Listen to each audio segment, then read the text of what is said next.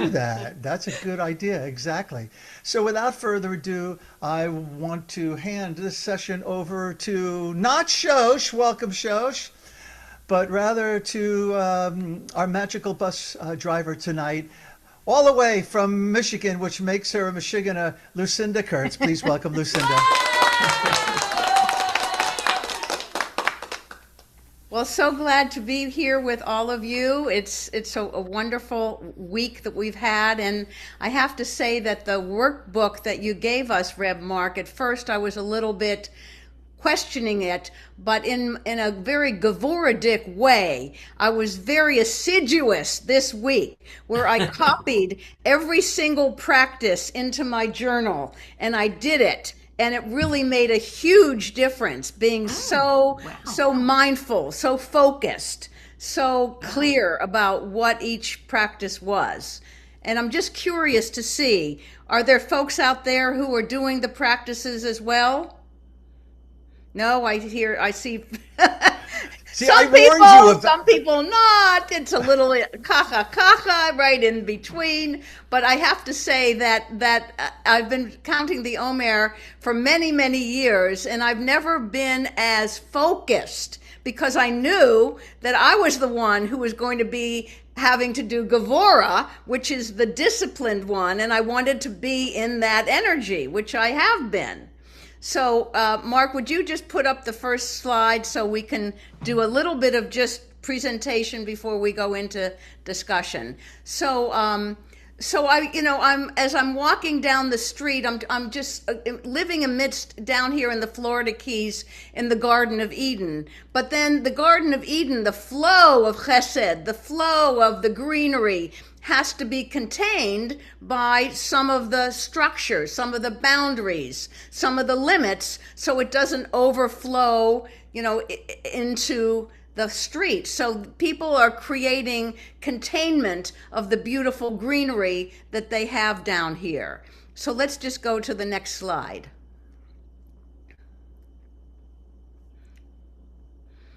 So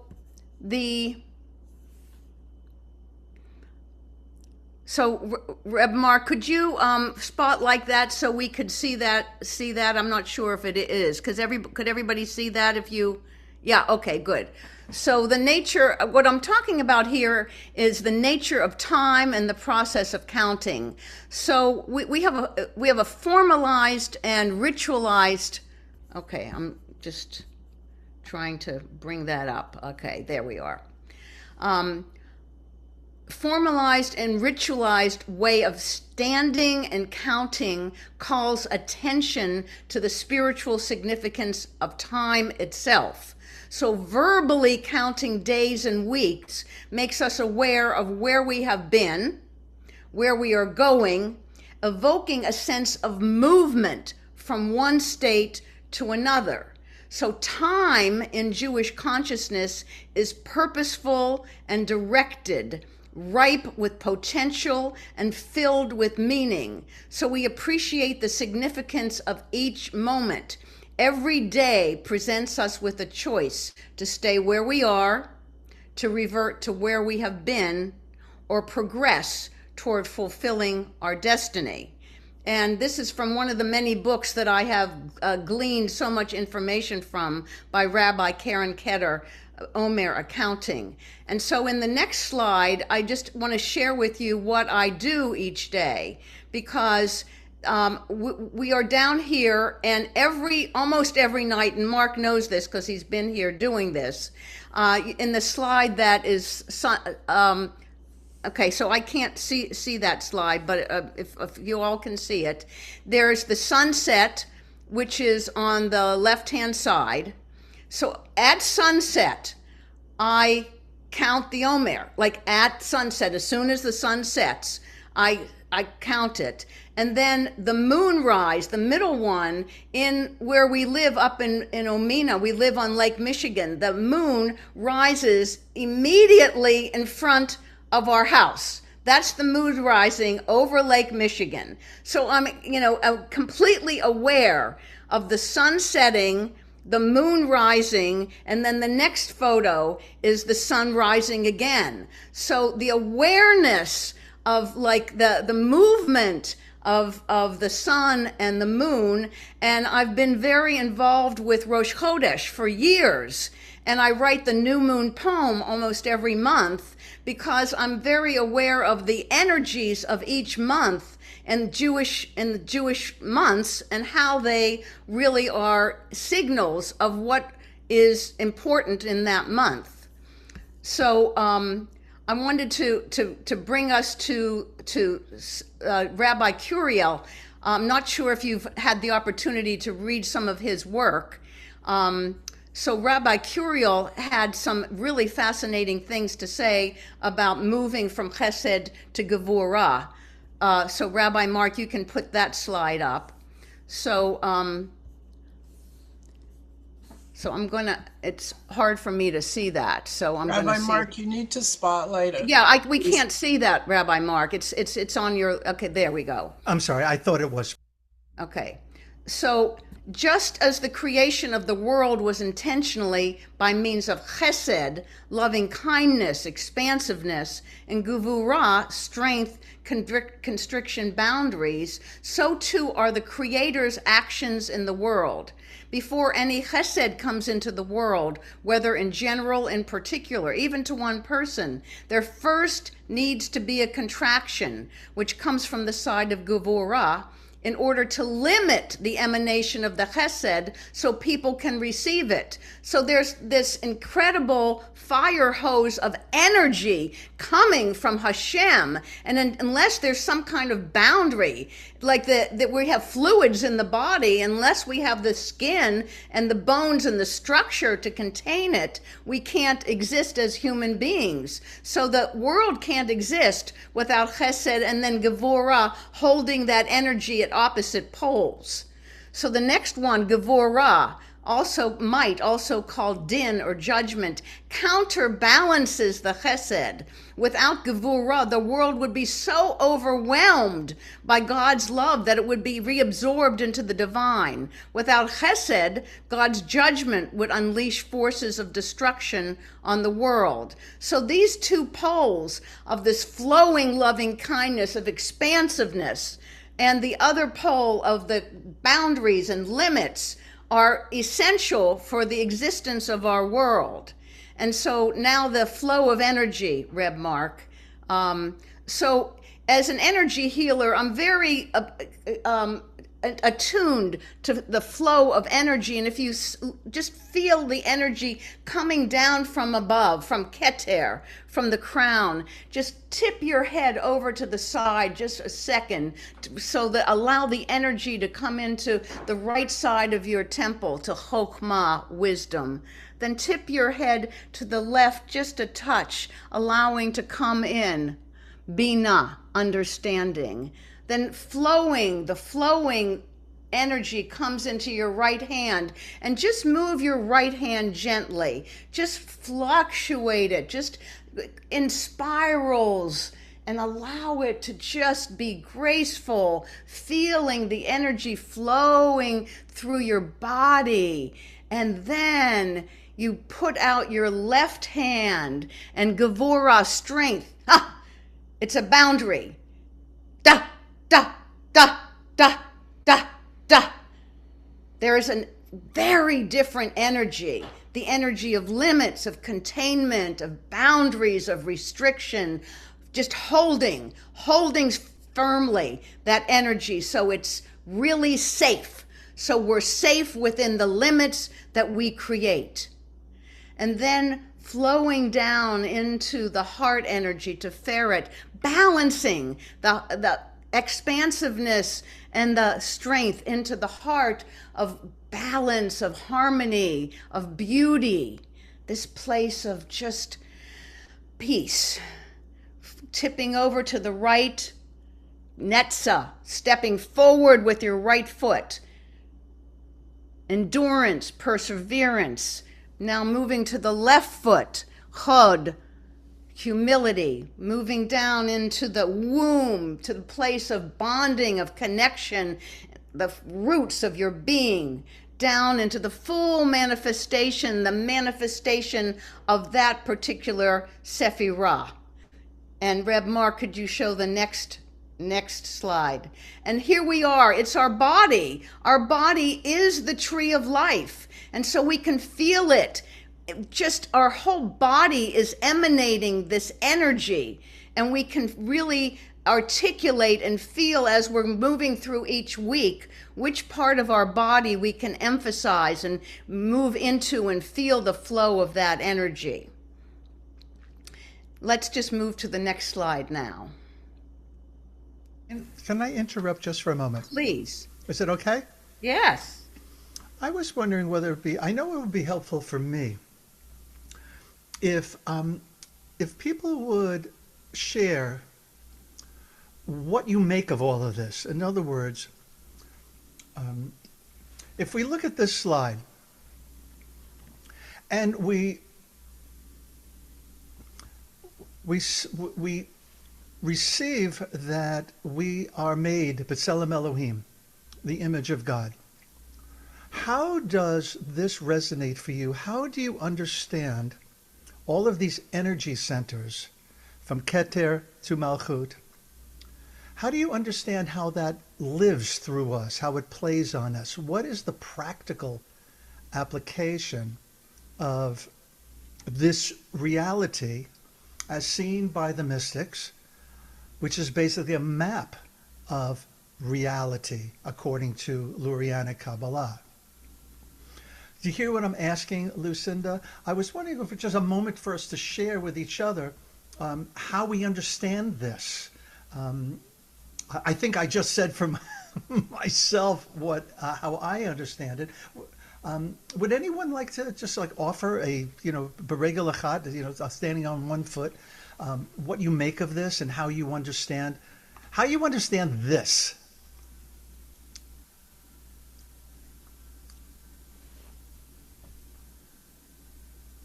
I mean, in just common, regular language, what is it that we are saying here? Yeah, Meira, please. Unmute yourself.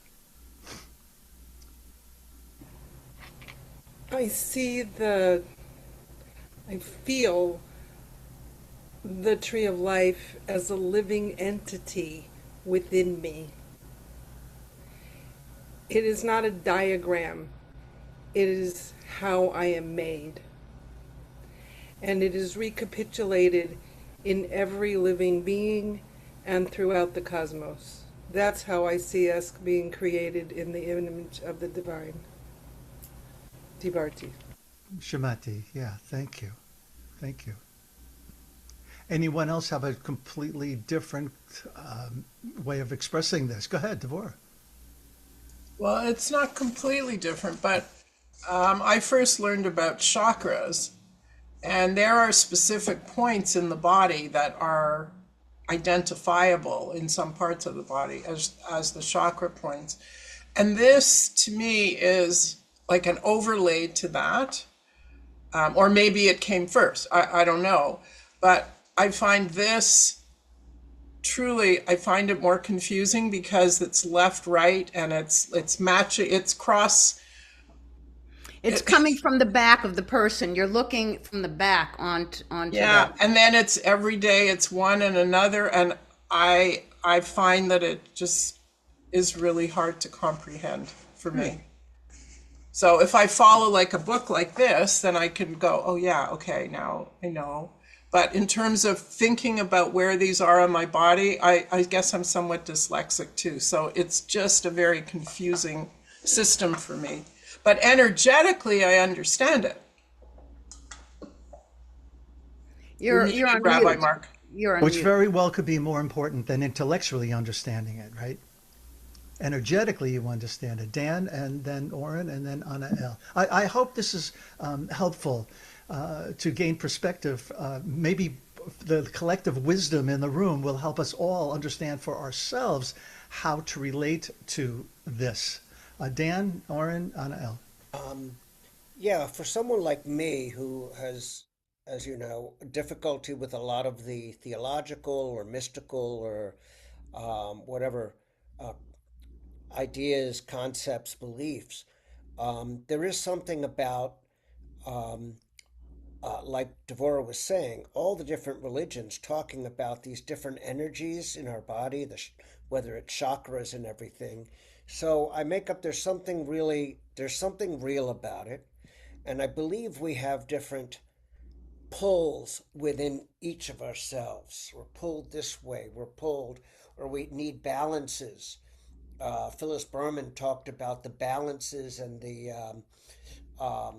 continuum between these, and it's not just one or the other, but it's a continuum between these things that we're all living on, and that made sense to me, that there is. So even for me, I really do appreciate all this. Do I understand it? Of course, not really all that solidly, of course, but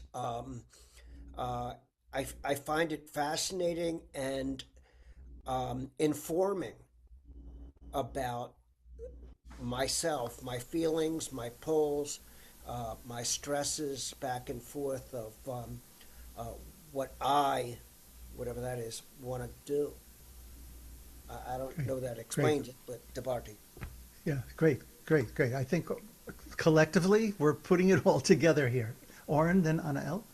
Yeah, very similar, Dan, to what you just said. This, for me, experiencing this work of the sephirot is a profound reminder of the nature of balance in life. Like I know that I can like really go headlong into sort of my Gevurah self with strength and boundaries and discernment. And this gives me a really important reminder that it needs to be balanced with chesed, with loving kindness, or the balance between moving forward powerfully with netzach and the humility that hod brings. And striking a balance with those is really important in my life. And this is a great reminder, visually and in the time of the Omer counting, about that balance. Anael, and then Joan. I agree with Gevurah. It seems to me in the body, it's just a little confusing. It was hard enough to get the words and what they mean and what the attributes are. So I can't say that I'm placing it in my body, but I'm placing it in my being, which is different. And in my being, I'm able to now, after 5 years of serious work at it, really see how it makes a difference. And it does. But I can't say I have it on my left side or my right side. I know where they are and what they're supposed to be, but I'm not feeling it in those places. The Barty. Great. Okay. Shemati, that I think that's helpful to those of us who have difficult mapping this onto our bodies and remembering just all of the minutia of how this all works. Joan. So I've been struggling for a bunch of years on understanding how the sephirot related to me. I mean, I could picture where they were, but I didn't understand the relationship between and among them. And I had the great fortune a couple of weeks ago. I attended a wisdom school reunion, and our blessed Meira led us through an exercise. We were lying down on the floor, and she was describing where each sephira was and where it was in relation to the other sephirot. And for the first time, I really got it. I really understood me as the tree and me with the sephirot and the relationships among them. I am having the most productive Omer I have ever experienced as a result of that wonderful woman over there. And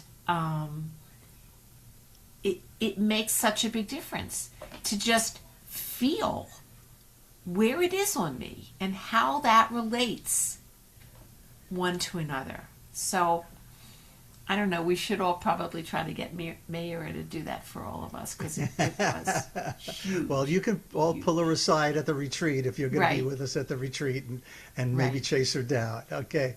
Shosh and then Lucinda, please forgive me. I'll hand things back to you. Um, Yeah, I was going to say, I did not grow up knowing anything about the Sefirot. I grew up actually in conservative, almost conservative synagogue, and then we joined Reform when we started having our children because Michael came from Reform. Wonderful synagogues, wonderful. Never heard a word other than maybe some barley counting or something. Knew nothing about the Kabbalistic, overlay to it, and I love it. And that picture does it for me. I just kind of feel it. It's hard to describe. But it's taken, and I've been doing this now for 4 or 5 years since I've been involved with Aleph, obviously, or not obviously, but yet since Aleph, and I just feel it. It's hard to be logical about it. It's just it all balances to me. I love the 7 by 7 matrix when we get into Gevurah, Sheba, Gevurah, whatever. It's a feeling. It's more than an understanding. It's a feeling. But I want to ask one question, if I may, and I don't know if anybody will get to it. But where does Deen come in? I've seen Deen kind of as a circle between Bina and Chokhmah, and then kind of coming to Deen, and then down to the lower 7. But if anyone can talk to that, I'd be curious. Lucinda? Tiferet. Your is the other. Dean is No, Gevurah. above Tiferet. Above Yeah, above Tiferet. You're Tiferet. talking Yeah. about Da'at. Da'at. Excuse You're me. talking Excuse me. about Da'at, not Yes, Deen. that is correct. All right, so that's a whole session, Shosh. Okay. That's what I did at the retreat. I will Okay. do Da'at for all of you. Yes, Da'at. Another Thank time. you. Right. Because it's sort of the words Chokhmah, Bina, Da'at are all variations That's on. how Chabad, right? where Chabad comes from. Got it. Chokhmah Bina Da'at. Yeah. Ah, But okay. it's the phantom sephira. It's not in all of the trees Right. of life, and it's the one that moves. It's mobile. Kind of Okay, now like Dan is Dan's listening. doing. Yes, Dan, he it's liked called that. the phantom because it's secret. It's not on Ah, all of the trees, exactly. I've seen it and not seen it. Yeah. and it moves. It Okay. moves. Thank It's you. not stationary. That's why it's not on all the trees. Okay. Isn't Tiferet also lower level down, also that sort of midpoint between Yes, yes. Hod and Netzach? It's on the It's between- central column. Yeah. Right, it's between. It's Okay, I'm going to time out Okay, here. okay. Let's hand things back to Sorry. Lucinda. Thank you, everybody.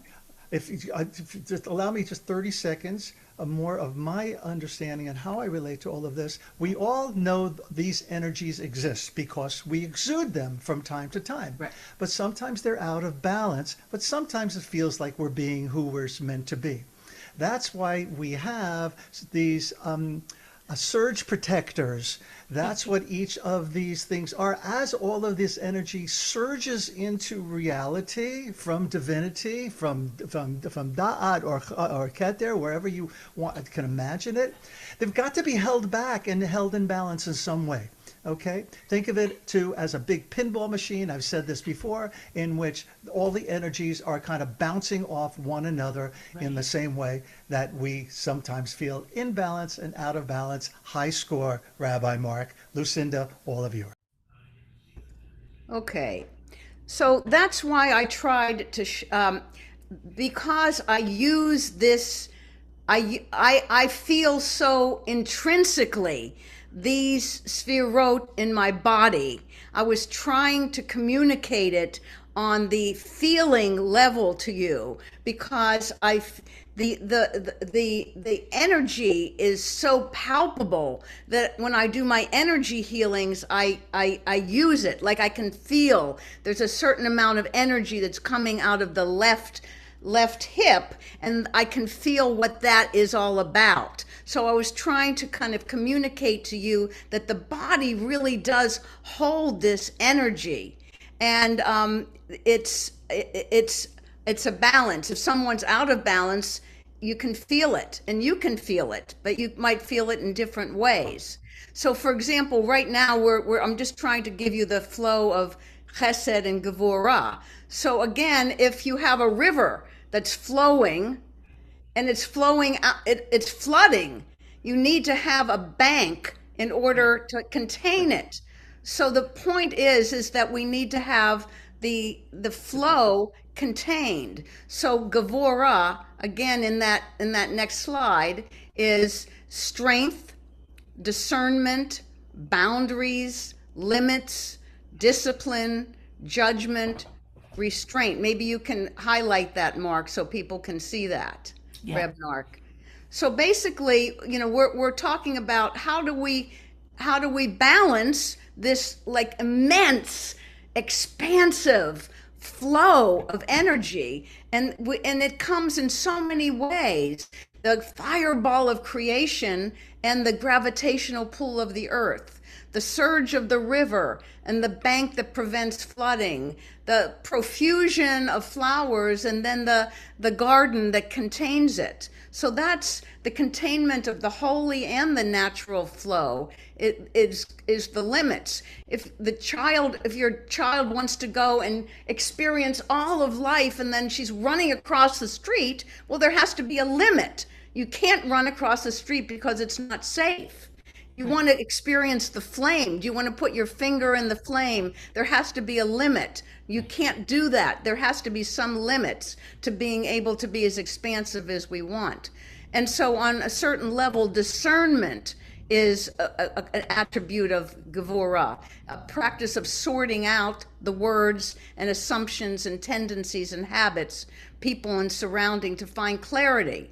So it's an active process of self-reflection. So rather than a physical limit, you're also then examining yourself to understand what your limit is within a certain realm.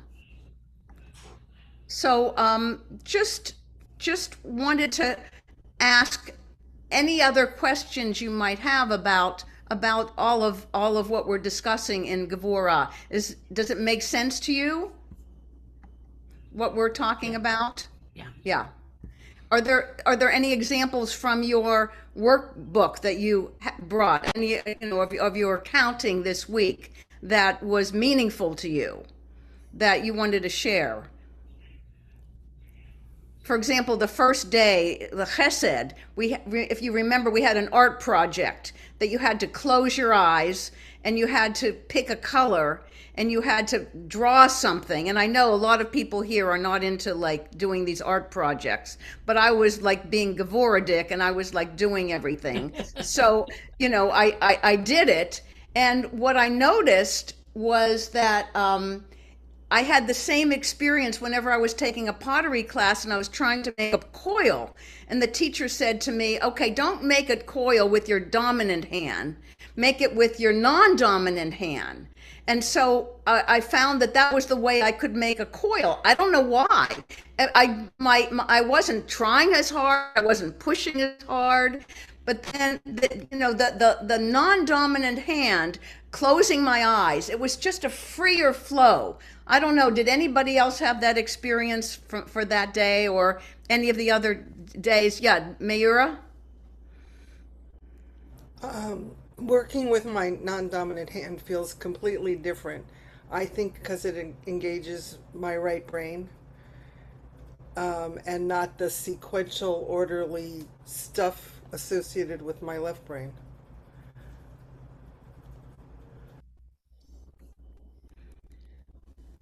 So I think that's why they wanted the chesed to kick in on that day for that. Yeah, Mayura. The other Mayura. Yes.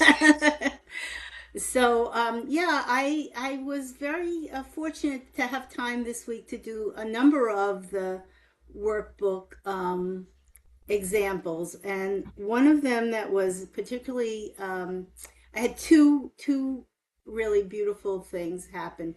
One was Netzach within Gevurah, which was you had to contact somebody who you had investment in their personal growth.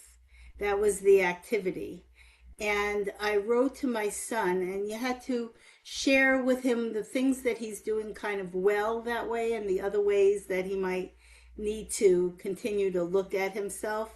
And I probably wouldn't have done that without that kind of prompting, but it turned into a beautiful blessing for him, which I had written down, and then I had recorded and sent to him. He's in China now. And he was very, very touched by that. So that was one thing.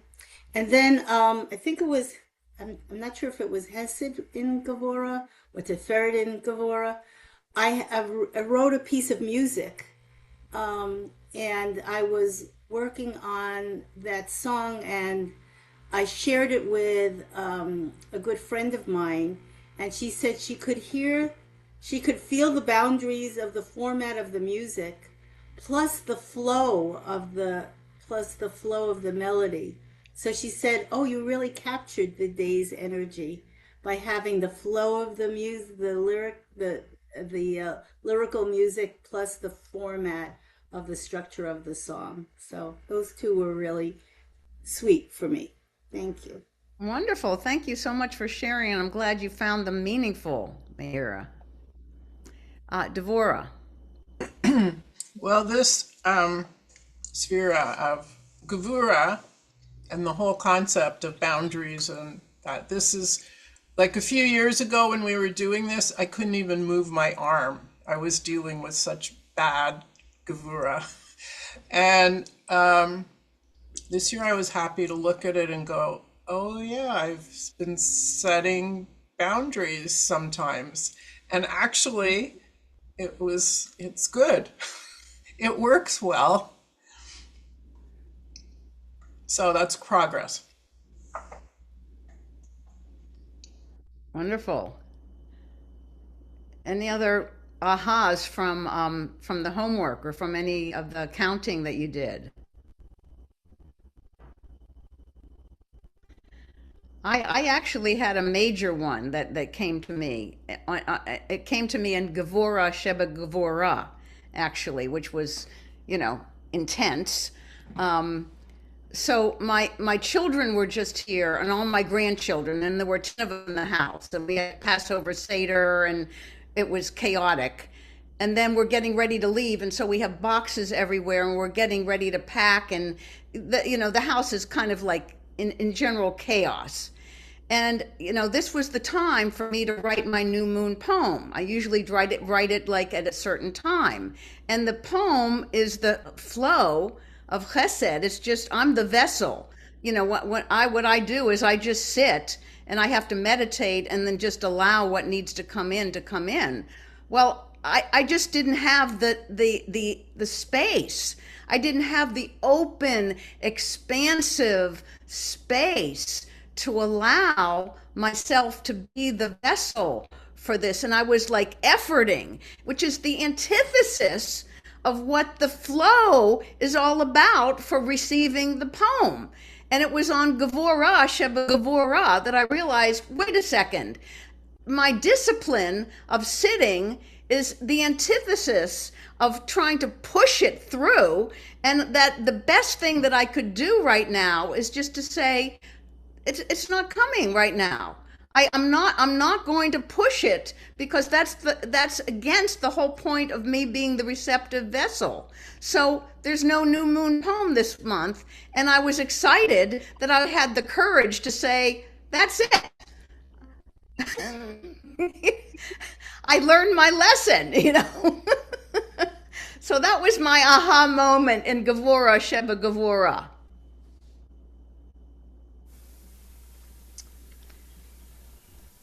So I'm just wondering, if no one else has other things to say about this from their experience, if we could go into our breakthrough rooms and we could just speak with each other about some of our experiences.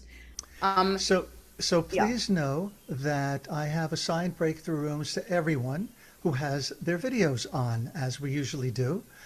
So if you want to participate in that, you need to have your video on right now.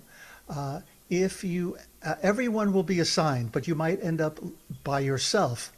Now that some of you have turned your videos on, I will kind of juggle you back into rooms once everybody goes to a room.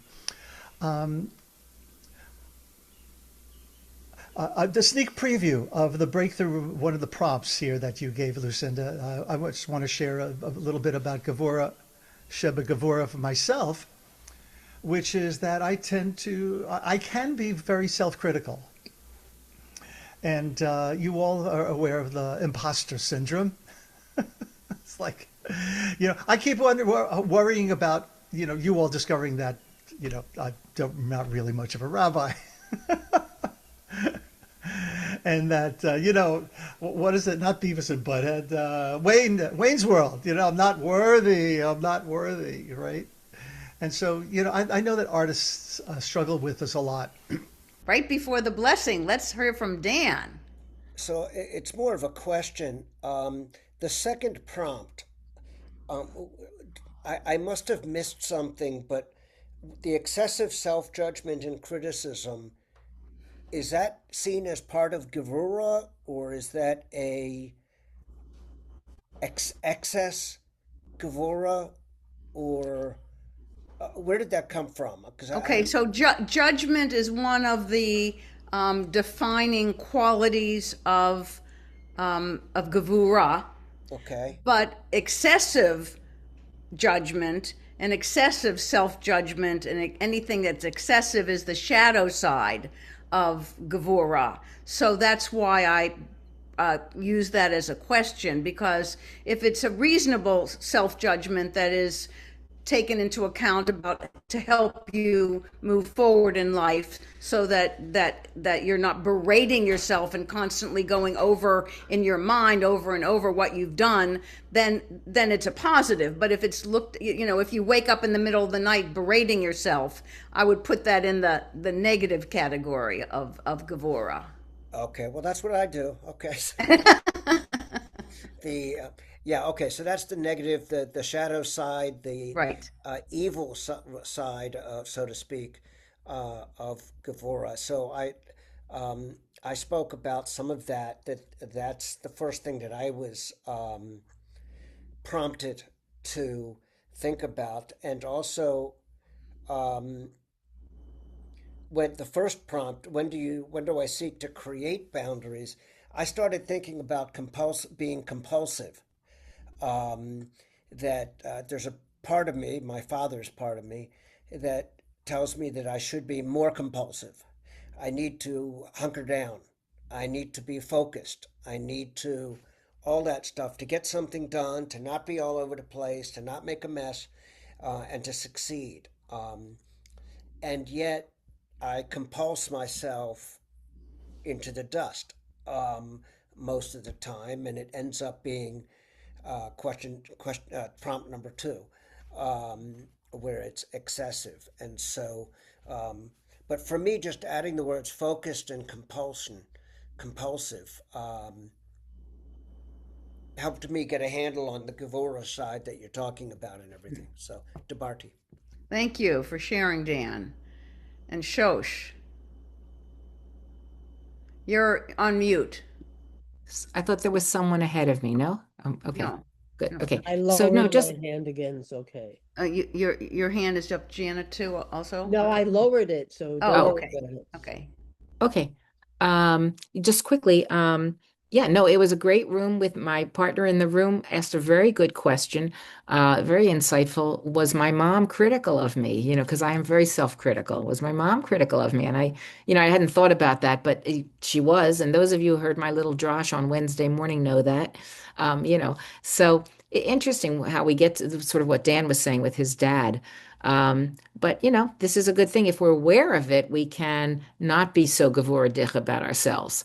And that was a good question, Dan, about how does this relate to Gevurah. So thank you all. Thank you both. Thank you, especially Lucinda. Okay. DeBarty. Thank you. It was wonderful to do this exercise this week because it really helped me be focused. Reb Mark.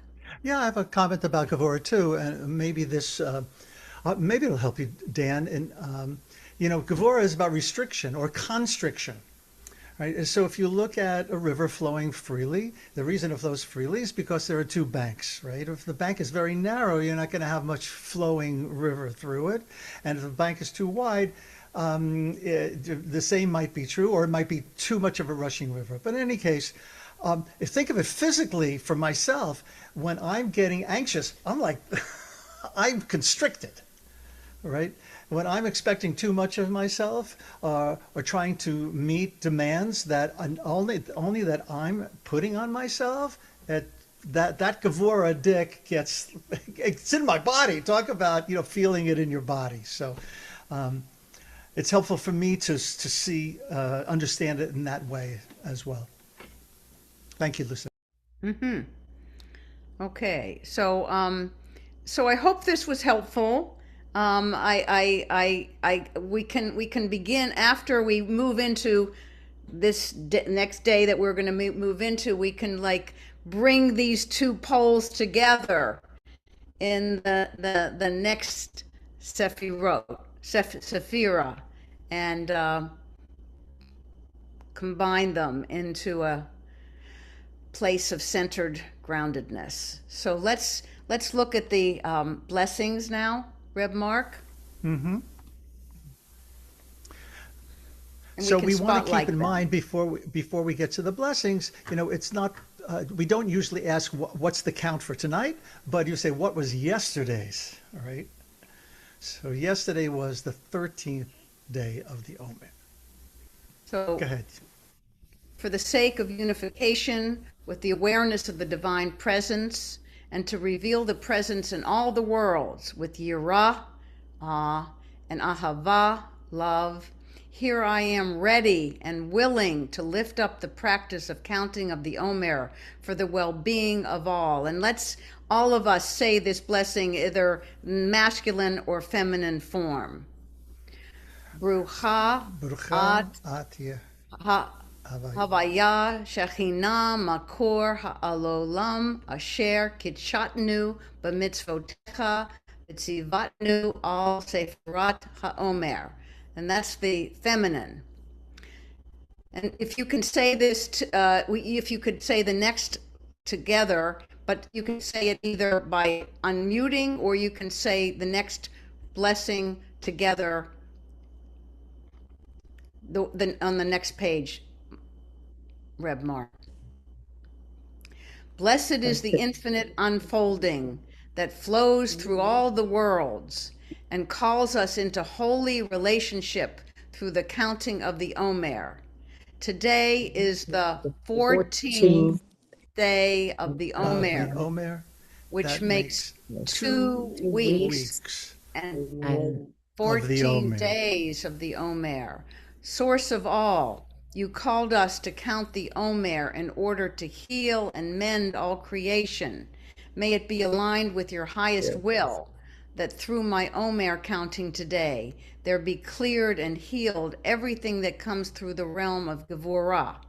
And through this, may abundant blessing flow through all the worlds, bringing healing to every layer of every being in all creation. May all be realigned, healed, and sanctified for goodness, for blessing, for love, through the light of the holiest realms. Amen. Selah. Amen.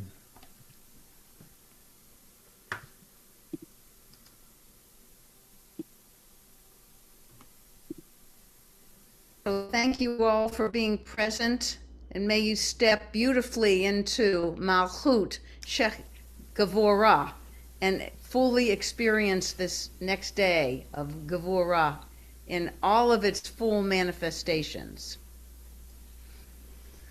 Amen. Mark, are you going to be sending us the chapter? Thank you for mentioning that. The new chapters will go out on Thursdays, since we're now entering the last day of Gevurah, right? They're going to be going out at Thursdays at 1 p.m. Eastern. Also, they will be on the website, on the homepage at moshdc.org. Each week at around 1 o'clock, you'll have an opportunity to access that same link. Okay? Thank you. Reb Mark, if you have any issues with that, please let me know. What did you say about the 13th day? I was confused. We just completed. I said when you're counting, and if you don't know what day you're about to count, you ask what was yesterday. Okay. What's the count? The person would tell you, well, yesterday was 13. Okay. Because if you say 14, it's as if you counted already.